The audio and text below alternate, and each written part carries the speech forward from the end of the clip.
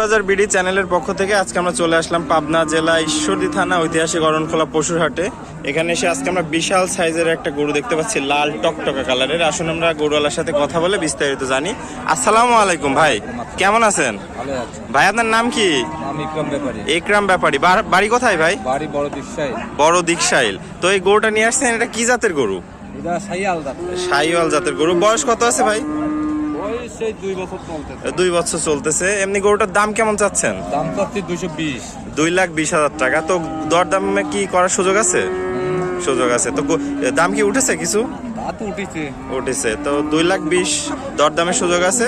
ভালো দাম পাইলে আপনি বিক্রি করে দিবেন, তাই তো ভাই? আচ্ছা ভাই, গরুটা খুবই সুন্দর। হাটের মোটামুটি সেরা 10টা লাল গরুর কালেকশনের মধ্যে দেখতে পাচ্ছি এই গরুটাই সব থেকে সুন্দর।